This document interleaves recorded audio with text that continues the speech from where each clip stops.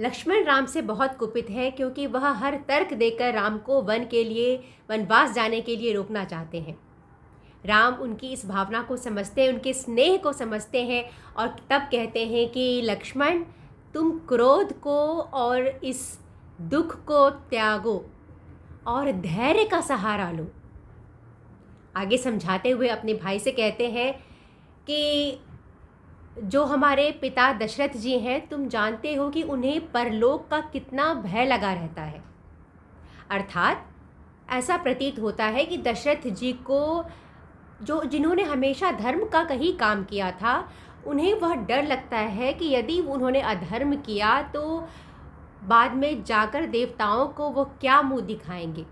वह धर्मशील आचरण करने के आदी रह चुके हैं। ये राम जी कहते हुए दशरथ जी को लक्ष्मण जी को समझाते हैं, माफ़ कीजिएगा, कि चूँकि हमारे पिता परलौकिक भय से इतने ज़्यादा ग्रस्त हैं और मैं यदि उनका बात नहीं मानूंगा, यदि मैं वनवास नहीं जाऊंगा, तो उन्हें तो यह लगेगा ना कि वह धर्म का आचरण नहीं कर पाए, क्योंकि उन्होंने वचन दिया था कैकेयी को और वह पूरा नहीं कर पाए।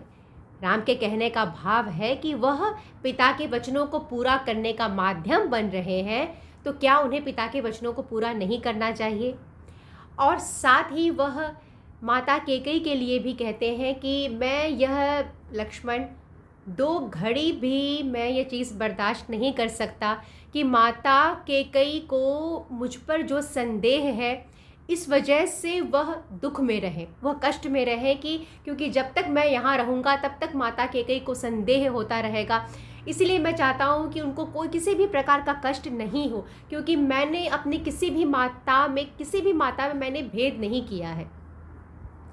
आगे वो लक्ष्मण को समझाते हुए यह भी कहते हैं कि कैकेयी माँ हमेशा से ही उनकी स्नेहमयी माता रही हैं, हमेशा से उन्होंने उनको स्नेह दिया है, परंतु ऐसा क्या कारण रहा, क्या वजह रहा होगा कि उन्होंने ऐसा कटु वचन बोला। वो कहते भी हैं लक्ष्मण से कि लक्ष्मण, कैकेयी माँ ने मुझे सदा ही स्नेह दिया है, फिर महाराज के सामने उन्होंने जो बात कही मुझसे, जो कटु वचन कहे मुझसे, वह किसी साधारण मनुष्य के लिए मुंह से निकालना भी संभव नहीं है। फिर वह माता, वह कैकेयी, जो कि स्वभाव से ही जिनका आचरण बिल्कुल साफ था, श्रेष्ठ स्वभाव की रही हैं, वो उनके मुंह से ऐसे कटु वचन कैसे निकल सकते हैं। मैं यह कैसे मान लूँ कि यह माता कैकेयी ने बिना किसी देव प्रभाव के किया है। अब ये देव प्रभाव क्या है, देव विधान क्या है।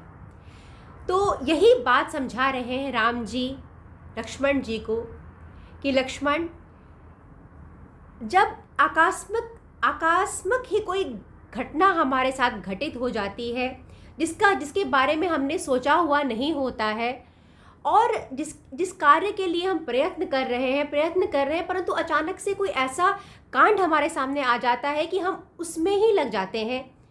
जब हमको समझ नहीं आता ये क्यों हुआ, क्या हुआ, तब ये मान लेना चाहिए कि यह देव विधान है, अर्थात कहीं न कहीं देवता की कोई इच्छा है इसमें। कोई भी ऐसा व्यक्ति, उनका भाव यह होता है कि कोई भी ऐसा व्यक्ति जो हमेशा मृदु भाषी रहा हो, जिसको हम सभी जानते हो, जिसने हमेशा स्नेह दिया हो, यदि कभी अचानक कटु वचन कहने लगे तो क्या हमें उस पर संदेह करना चाहिए। क्योंकि लक्ष्मण ने संदेह किया था।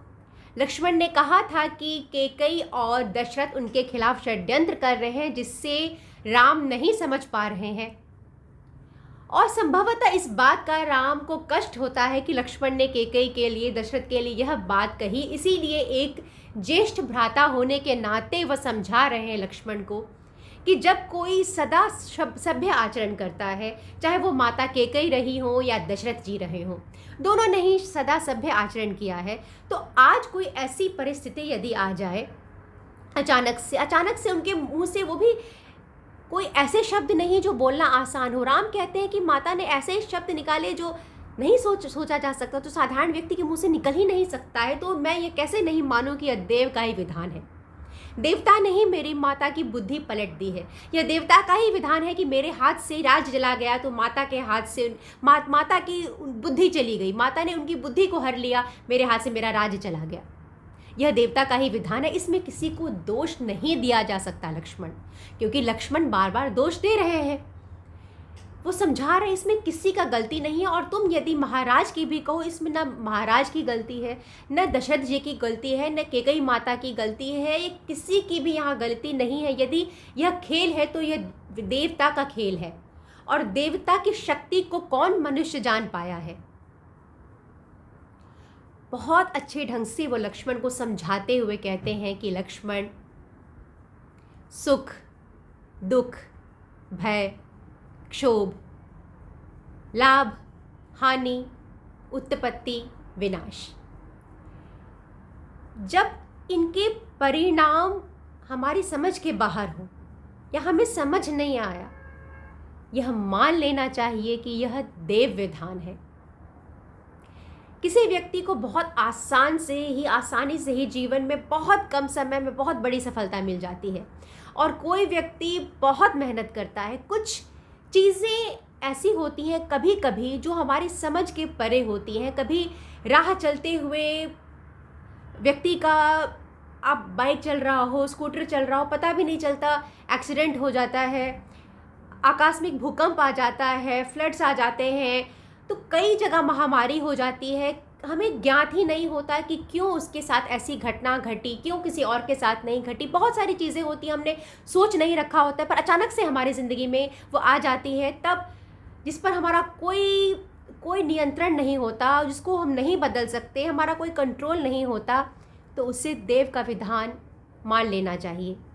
और तुम्हें माता कैकेयी को किसी प्रकार का दोष नहीं देना चाहिए, क्योंकि इसमें मेरे हिसाब से उनकी कोई गलती नहीं है। यदि यह खेल किसी ने किया, यदि किसी का कहा भी जाए किसी ने यह किया है, तो वह सिर्फ देवता ने ही किया है, यह देव का ही विधान है।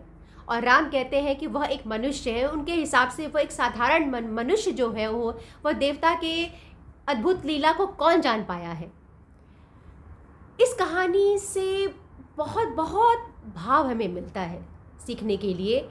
और देखिए, रामचंद्र जी लक्ष्मण जी से यह भी कहते हैं कि लक्ष्मण, अगर मैंने कभी कैकेयी में, अपनी माता में भेद नहीं किया है, तो कैकेयी माँ ने भी मुझ में और भरत में कभी कोई भेद नहीं किया है। परंतु आज जब तक मैं वल्कल वस्त्र, मृग चर्म धारण करके और सर पर जटा बांधे हुए यहाँ से वन की तरफ ना निकल जाऊं, तब तक मेरी माता कैकेयी को सुख नहीं मिलेगा। यह स्थिति आ गई है। तो यह सब को वह देव का विधान मान रहे हैं, और ऐसा नहीं हो सकता कि इस बात के लिए राम को कष्ट नहीं है। राम को राज्य मिलने के लिए कष्ट बिल्कुल नहीं होगा, पर कहीं ना कहीं उनको कष्ट नहीं बोल सकते, उन्होंने नियंत्रण करना उस पर सीख लिया है, क्योंकि इस तत्व को वह समझ गए हैं कि देव विधान क्या है। वो लक्ष्मण से कहते भी हैं कि इस तथ्य को मैं समझ चुका हूँ, और इसीलिए राज्य नहीं मिलने का मुझे कोई दुख नहीं हुआ, क्योंकि मुझे ज्ञात है कि देवता ने मेरे लिए शायद कुछ और सोचा है। यह देव का विधान है जिससे मैं कुछ कर नहीं सकता, कि मैं इसे समझ नहीं पाऊँगा कि क्या हुआ, कैसे कैकेयी माता बदल गई अचानक। तो इसीलिए तुमको किसी पर दोष नहीं लगाना चाहिए। और राम कहते हैं कि वह जल्दी से जल्दी अब वन की तरफ प्रस्थान करना चाहते हैं, ताकि माता कैकेयी को यदि अब और कोई पीड़ा हो, कोई कष्ट हो, तो वह लक्ष्मण से कहते हैं कि माता कैकेयी के कष्ट को लक्ष्मण मैं सहन नहीं कर सकता, जिस माता कैकेयी ने उनसे इतने कठोर शब्द कहे। गुलजार साहब का लिखा एक बहुत सुंदर कथन है कि दस्तक और आवाज़ तो कानों के लिए है, दस्तक और आवाज़ तो कानों के लिए है, जो रूह को सुनाई दे उसे खामोशी कहते हैं। तो उनके जो कटु वचन हैं वह राम के कानों तक गए हैं, पर उससे जो खालीपन हृदय में जागा है वह उन्हें कह रहा है कि अब जल्दी यहाँ से निकलो, अब वन को जाओ। यह एक मनुष्य की भावना है जो हर मनुष्य में होती है। जब एक अनवांटेड, एक फीलिंग ऑफ अनवांटेड, कि मेरी माता मुझे यहाँ से चाहती है कि मैं जल्दी निकल जाऊँ ताकि वो निश्चिंत होके भरत का राज्याभिषेक करें। यह बात तो ये एक बहुत बड़ा, बहुत अच्छा कहानी से हमें यह सीखने को मिलता है कि कई बार, और इसके पीछे जो भाव जो मैं देखती हूँ, वह देव विधान के पीछे जो खूबसूरत भाव मुझे समझ में आता है, वह यह है कि कई बार हमारी ज़िंदगी में ऐसी घटनाएं घटित हो जाती हैं जिन पर हम प्रश्न करते हैं कि क्यों हमारे साथ हुआ। हमें समझ नहीं आता कि कोई व्यक्ति अचानक से कैसे इतना बदल सकता है, या कोई परिस्थिति अचानक से कैसे ऐसी बदल सकती है।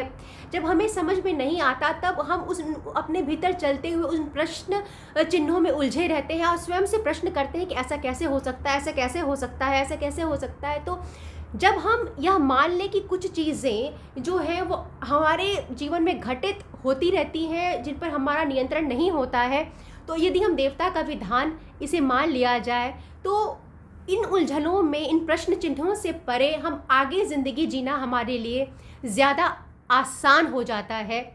और समय का हम प्रश्नों में उलझ कर रहने के बजाय अब इस जो स्थिति है उसे स्वीकार करने की शक्ति हमारे भीतर ज़्यादा आ जाती है, और जब शक्ति आ जाती है तो ज़िंदगी को जीना थोड़ा आसान हो जाता है।